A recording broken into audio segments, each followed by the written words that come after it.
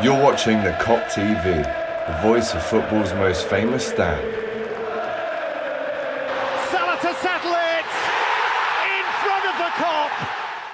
Good afternoon and welcome back to the Cop TV, the voice of football's most famous stand. What a match preview this is, by the way. It's Manchester United away. And I was thinking, who can I get on this? It's got to be a channel that is on the rise.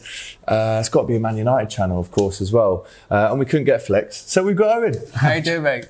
Very well, thank you. I got called Flex's friend, so at least I've got a name now. Well, yeah. At least I've got a name. I get called James Redmond's bigger brother, so don't worry about it, mate. We're in the same boat. But listen, great to have you on, bro. Appreciate it. I mean, listen, it's not the best of times for both of our clubs, and we will get into that shortly. But again, another massive shout out to Betmate for sponsoring this match preview video. If you haven't downloaded the app, do so via the link in the description. I've seen so many of you guys who watch the channel, comment regularly in the live chats that are involved in Betmate. I can see your names on the leaderboard, so it's great that you guys are getting involved.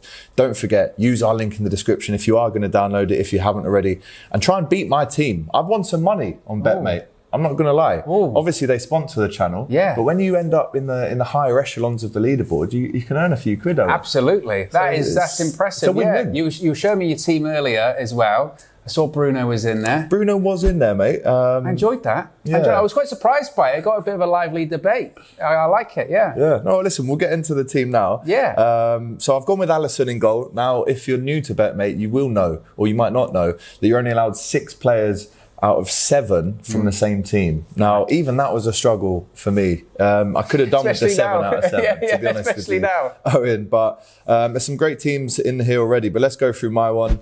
Alisson in goal. Don't forget, goalkeepers get points for clean sheets. Obviously, the last time we were at Old Trafford, we did in fact keep a clean sheet. Yeah. I've gone for Robertson and Trent at the back. Now, it sounds like the obvious choice, but if you've been watching Liverpool recently, both of these guys haven't been on the best of form, which is slightly worrying for Liverpool considering how many assists they give us. Yeah. But purely in terms of, I know these two are going to be bang up for this game against United. 100%. So they're both in there as defenders. In the midfield, now this is where it gets interesting. Very interesting. Okay, so Harvey Elliott. I've put him down. I think he starts the game.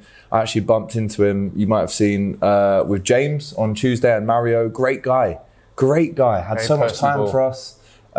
He was walking down the street and our other mate, Shawnee, said, Harvey, quick snap. He walked to us. Oh, really? We were sat down at an outdoor restaurant, Elif on Bold Street, if you wanted to know. Great Turkish gaff. Yeah. And he saw us and walked over. That's amazing. We didn't go to him. That's amazing. So, and then he came over, he's like, how's the channel going? I couldn't believe it. Brilliant. I was like, wow, man. That's Big incredible. Up to Harvey Elliott. Yeah. So just for that alone. He's in the team. He knows how to put on the manager. Exactly. So he's in there. And I have gone with Bruno Fernandes because we did a preview on the United View. Yeah. And you asked me the question, if there's one player from United that I could buy for Liverpool, I said, well, he's the best of a bad bunch. I would have gone for Bruno.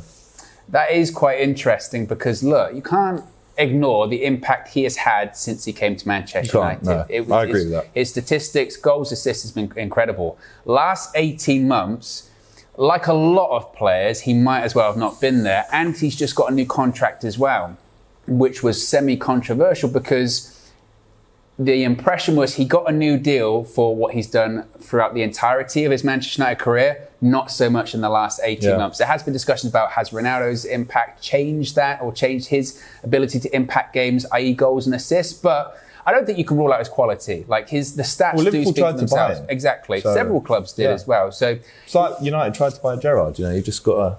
Well, Gary Neville was trying, wasn't he? He said, do you want to come to Manchester United? And he said, get out. That was the response. Still tried though. Tried. Got to. No, but you're right. In terms of his first season, that 19-20 season, was it 28 goals in the Prem? Something like that. I mean, ridiculous. Plus the assists. People can talk about penalties, but he was just involved in everything. And remember when he came in January. So it's actually surprising a January signing to impact Manchester United that much. But he came in, and if he didn't come in, we were not going to qualify for Europe that season. This sounds wild, what I'm about to say. Let's say he didn't come in, and let's say De Gea left that year. Yeah.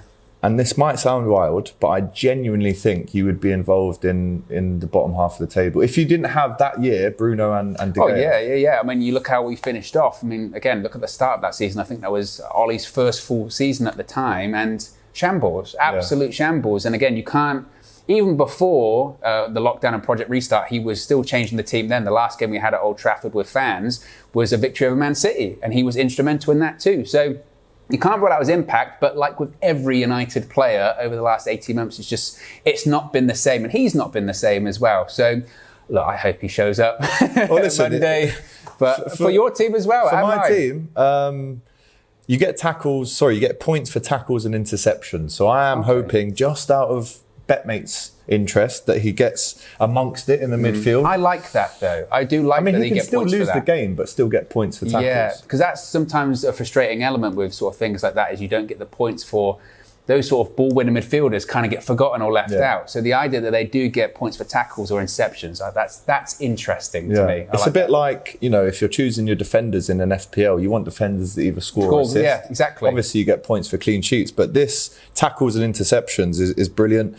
I didn't put Fabinho in there just because after his performance against Palace and Fulham, to be fair, it wasn't the Fabinho that we know and love. He wasn't getting in there. He wasn't... I think he only won 3 out of 7 duels against Palace. That is surprising. On Monday, which is super surprising. So I've stuck in Bruno.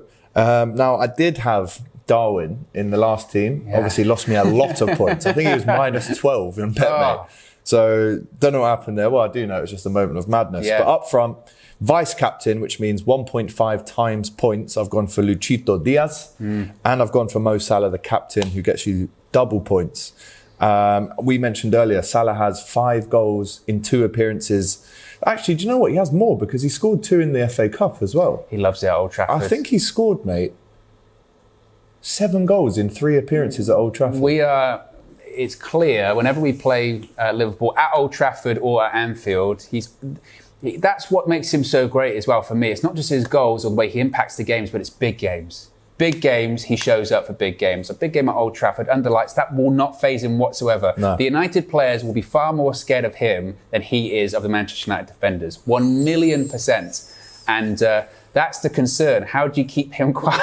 Yeah, it's a big problem that many teams face. On the bench, full of United players. De Gea, Varane, Eriksen, Sancho, all on the bench, who could come on and impact the game. But that's my Betmate team. Let us know in the comments what you think of it, and maybe you can beat it and win the big pot of £1,000. Oh, who knows? Yeah, you can't turn that down. No, absolutely not. That sounds enticing. Yes. Yeah. Speaking of money, the Glazers do still run Manchester United. Yeah. It looks like Casemiro's through the door. Yeah. It looks like Anthony could be another one. We've heard Carrasco linked today as well. Yeah, we've heard many people. Because I'd love to hear it from you. What's your thoughts on these transfers coming in, and how does the transfer coming in affect, or does it not affect, the whole background that is Manchester United right now in terms of the protest, the unhappiness, the unrest? What is going on? Wow. When it comes to how it affects the background, not really that much. I think the real significant developments when it came to the ownership this week was people like Sir Jim Ratcliffe coming out publicly and saying, and it's a big if the club is for sale, if the Glazers would be open to having that conversation, I would be interested in buying Manchester United. Now, other reports say that there could be some other consortiums interested as well, but it's the big if. Do the Glazers want to sell? Manchester United to the Glazers is a cash cow. They take the dividends out every year. It's a commercial club, as Louis van Gaal said. It's not a football club. It's kind of, you look at a club like Liverpool and it's a case of success is the paramount and then making money is the next thing. It's the other way around with Manchester United. It's about making money. Success just happens to be a byproduct if they can find it. So that's that part of it. When it comes to the signings, look, I'm very happy with Casemiro. Some people are slightly indifferent. The concern is his age. He's 30, 31 later this year. We're significantly increasing his salary. Some reports said it was going to be double. It's a little bit less than that, but it's a lot. It's a lot of money, and it's a very typical Manchester United signing from the past decade. A player that's had major success elsewhere. Are we getting him at the right time? Are we getting him at his peak? We'll have to wait and see, but he's better than what we've got, and that's the situation there as well. Anthony, look, his price has been put up so high by Ajax on purpose. They know he's not worth that amount of money. If United had come in earlier on in the transfer window when Ajax needed to sell, we'd have probably got him.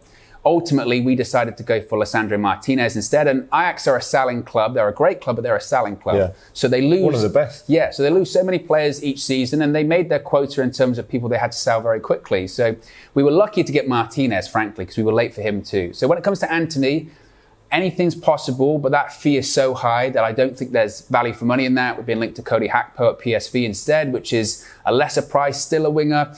But it doesn't change what is the big priority, which is the ownership at Manchester United. We're still going to make signings because the club has to operate on a day-to-day basis. But the big overall picture is, how can we get the owners out?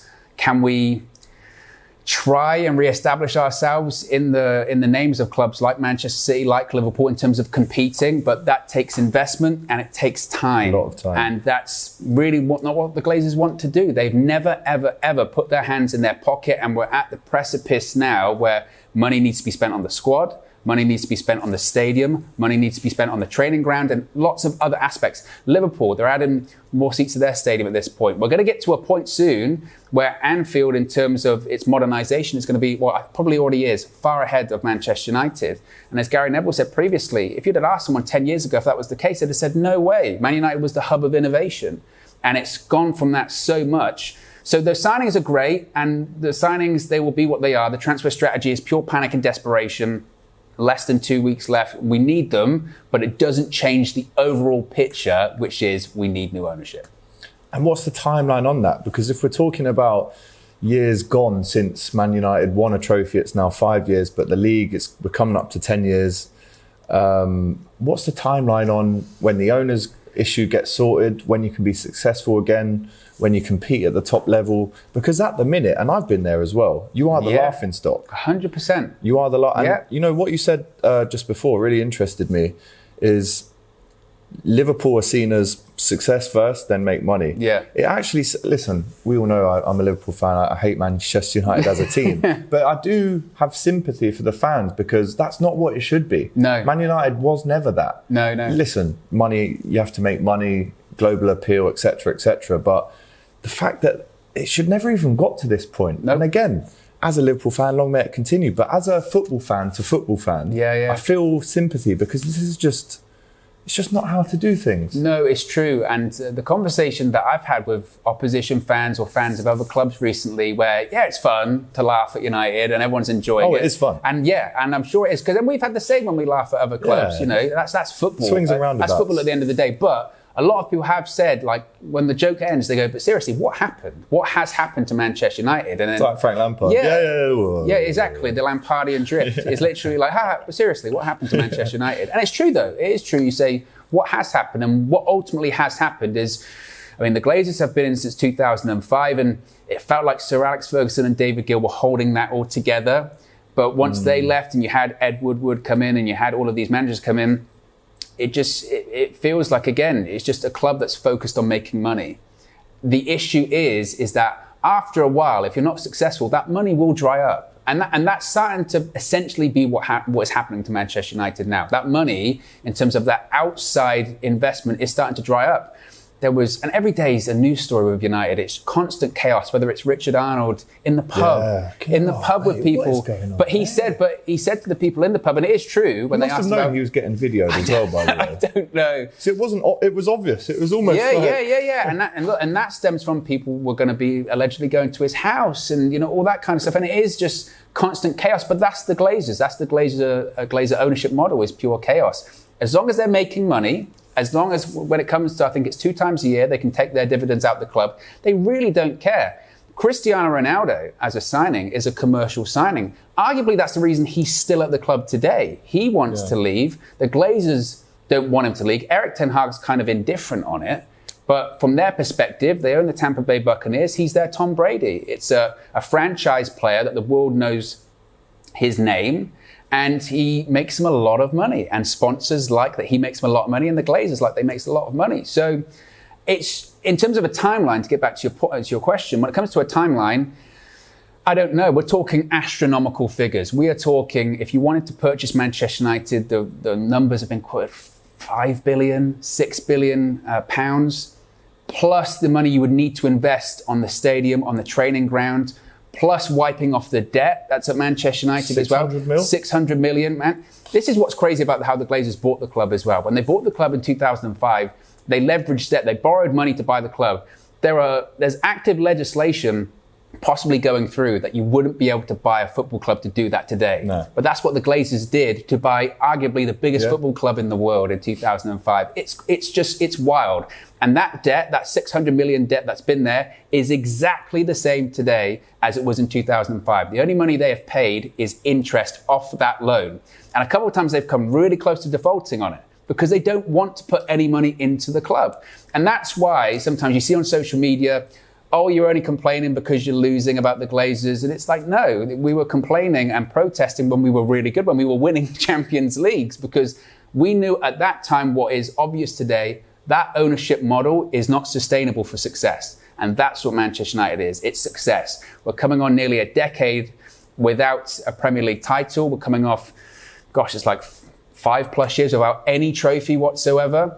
And the fact that we're still a big club goes to show just how big Manchester United is, but those standards have dropped and it's ultimately just not good enough. And as you get into games like Monday, it's alarming. It's alarming. It's scary. Yeah, listen, we were talking about Liverpool's record at Old Trafford. I mean, historically, ours isn't great at your place. Historically, yours isn't great at our place. Yeah. But especially in the last 3 years, I think, the last 2 games there, we scored 9 goals in the Prem, which just, imagine that happening. No, I can't imagine it happening under Fergie. So what are your predictions for Monday night? And if they happen, where do United go from here? Because you also said that if you lose Monday night, and listen, Liverpool could lose as well, which would make you go above us in the table to add a bit of balance. But let's just say, because you're on the Cock TV, let's say you lose, and that's 3 in a row. What happens from there? Because you've still got 11 days in the window. The team could look different in 2 months' time. But the immediate, let's pick the morale up. Is Ronaldo going? Is he not? It's a distraction. Now, what happens if you lose this game? Just more of the same, which is panic and disorder and chaos. That's what has been our transfer policy the last couple of weeks. I mean, on United View, at the beginning of the window, before it opened, I was pushing back on those people that were saying, what we do, we're not doing anything. And I was saying, well, the window's just opened. It's going to take time. Judge the window once it's closed, but you could judge it now. And it wouldn't be a high grade. If we lose on Monday, and that's what I think will happen, unfortunately, it will just be more of the same. I mean, we're going to get Casemiro. We'd probably start seeing more of these astronomical offers for players that probably aren't totally worth it. Anthony's, Cody Gakpo. We might end up looking towards a right back, possibly another midfielder. I mean, it's been reported that United are looking to get in like 5 more players in the next, 10 days or so, 11 days. And players are going to have to leave as well. You mentioned Bailey, Marseille. Yeah, Bailey might go to Marseille. You're talking about Wan-Bissaka, if you're looking to bring in a possibly right back. going to Palace as well. So it's so much, as I mentioned, and it is pure panic. That's what it is. That's why, you have a situation where we've been chasing Frenkie de Jong all summer. It's not worked out. We go to Rabiot, too expensive. Right, Casemiro, Milinkovic-Savic, are you still available? That's what we're doing at the moment. Yannick Carrasco, João Felix. It's like David Brent's doing your transfer calls. It really is. And also as well, it's like we went on Football Manager, but it wasn't Football Manager of this year. It was Football Manager 2018. Or 2016 with the Vardy and the Arnautovic Exactly. They went, they're good. What? Exactly. It's absolutely bizarre. And the quality level, you go from Frenkie de Jong to Rabiot to Casemiro. Why? I don't know. It's like a dartboard. It really is. Who should we get? Spin the wheel, make a deal. That's really what it's like with United. But if we lose, spin the wheel, make a deal. But if we lose on Monday, it'll be more of the same. I think those probably within the club probably expect a bad result and are bracing themselves for it. And the way to counteract that is saying, well, we're getting Casemiro, we're getting Anthony. It's just how bad that defeat be. Last year, you emptied the stadium. This year, it might be empty before the game, when the game kicks off. So, yeah, it is worrying. It is. But the thing that's making me excited about it is that, look, it's still Man United Liverpool. Still Man United Liverpool. It's still a big game. It's Monday Night Football. It's under the lights. But I can't lie and say that I'm totally confident. Neither can I. No. I mean, I was at the game on Monday. Poor performance, man. And with Liverpool at the minute, I feel, being at the games, it's like, if we don't score in the first half an hour, I get really, really nervous, because long gone are the days where we blow teams away 3 or 4-0 in the first 20 minutes and then we kind of sit on that and see the game out. Yeah. At this stage, and I'm not just talking about the first 2 games of this season, I'm talking about maybe the last month of the league, Champions League as well, where, you know, you look at the last day of the season, we go behind to Wolves, we have to come back and win.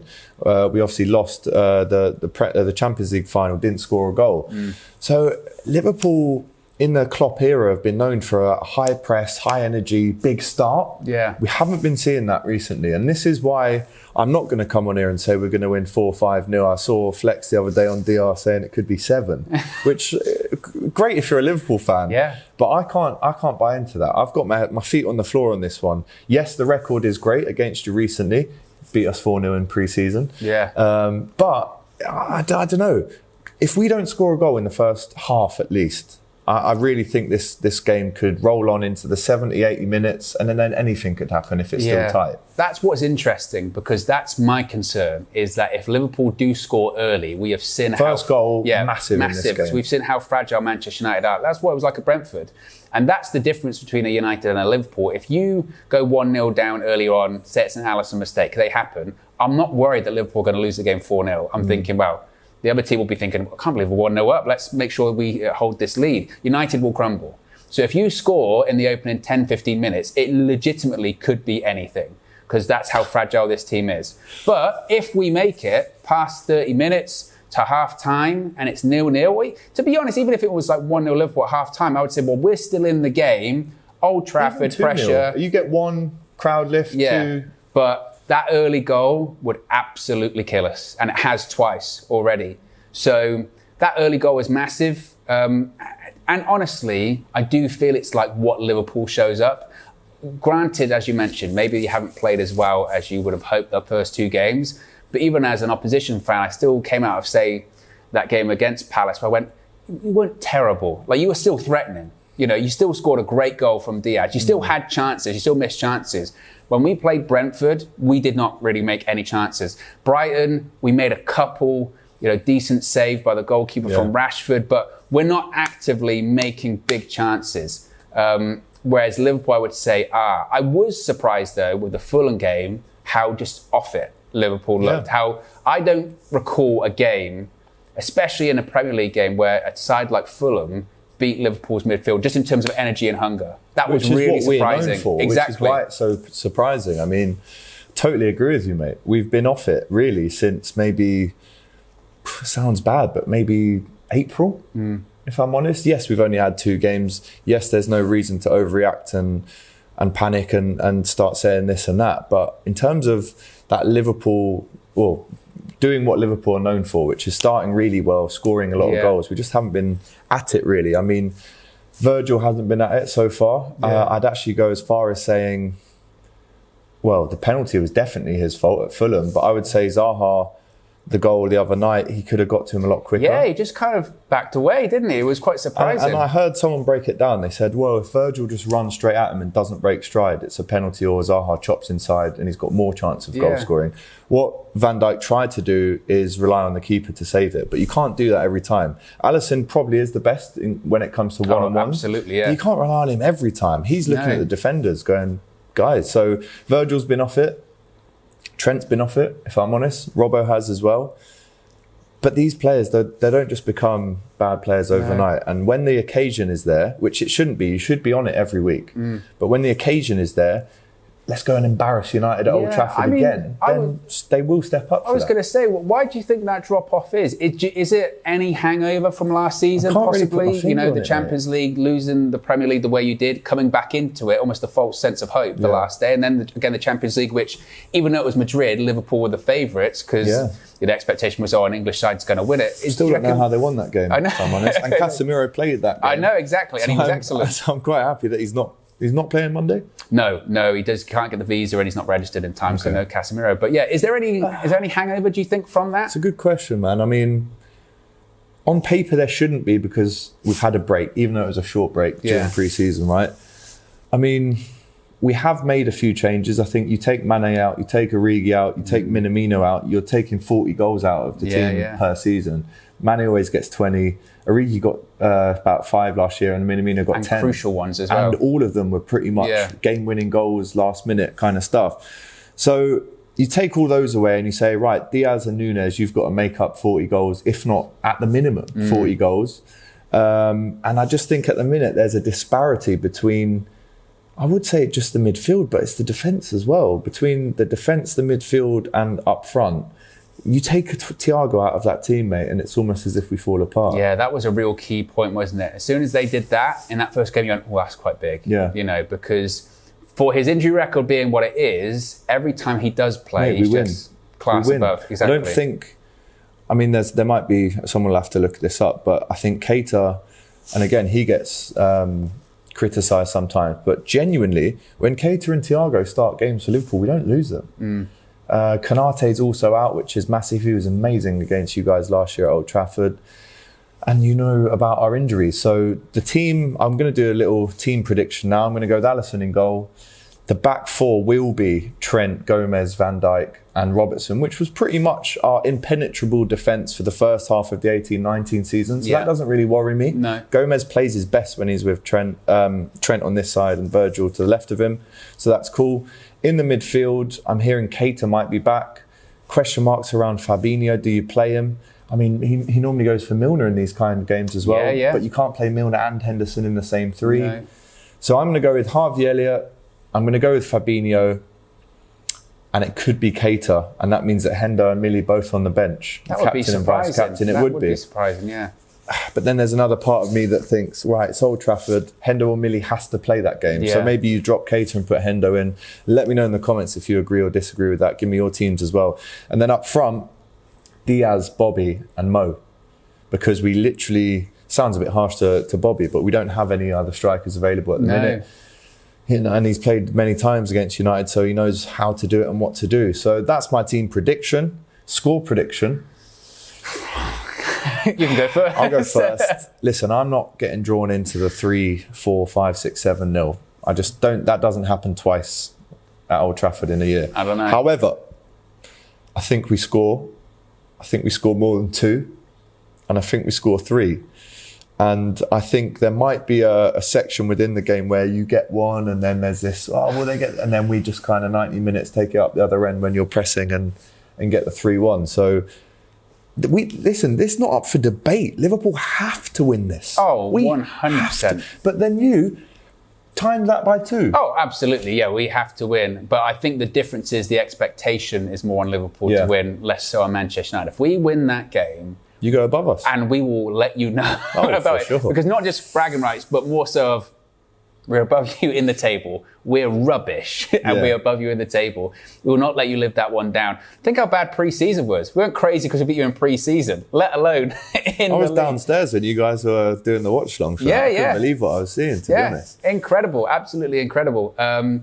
So, look, I think as a prediction, I'm not going to come on here and say I think United will win, because I don't. I just don't. I think that it could get really ugly. And again, it depends on how early Liverpool score.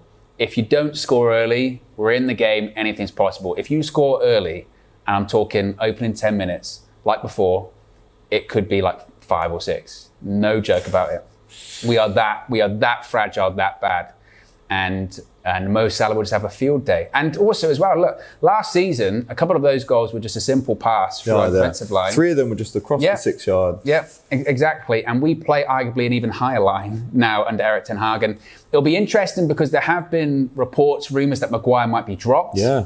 And that, to me, is Erik ten Hag saying, we're going to stick to a high line. Harry Maguire can't play a high line, especially against Liverpool. He's going to go with Varane, who's got a bit more pace. Martinez, who is pacey. It'll be interesting to see how he reacts. Got substitute at half-time. So much discussion about... Will he have his head in the game for this one? Because we know he's quite rash, or he can be. He can be. Absolutely, he can be. Can he control that? I'm not sure. There's been a lot made about people targeting him for his height, which Ten Hag, I think, just did an interview, ironically, with Gary Neville and Jamie Carragher. And he was saying the data doesn't prove that, actually. It's the people around him. So that will be interesting to see how he does deal with a Firmino, a Salah, etc. But as a prediction, look, honestly, I would go probably like 3 or 4-0 Liverpool. No joke about it. That's the more realistic scenario. Do you know what? You're more realistic than Flex was last year, because he was on the COP TV and I did United View, and he said, because I predicted we win 3-0. And Yeah. You must have seen it. He goes, 3-0. No, you don't come here. No, 3. Everyone get onto this guy, at him on Twitter, all this stuff. We ended up winning 5. So, well, yeah, he did the road trip. That was it. Driving down you don't lose. Yeah, he's driving down to Old Trafford. With And bear KG. in mind, we were playing rubbish at the time when he went, look, I know we're playing rubbish, but it's Liverpool, Old Trafford, they'll be up for it. We don't lose, we're going to win or whatever. And as soon as I saw it, I went, that's not good. Flex has got a reputation for jinxing stuff. He tapped the post at the Amex for Brighton 4 times, and then we lost 4-0. That is a fact. That is video fact. I don't want him anywhere near touching goals or anything like that. Get him out of the stadium. Empty Old Trafford. Look, he followed them on pre-season. He touched every single one of them. So I think that makes sense now. That's why. Yeah.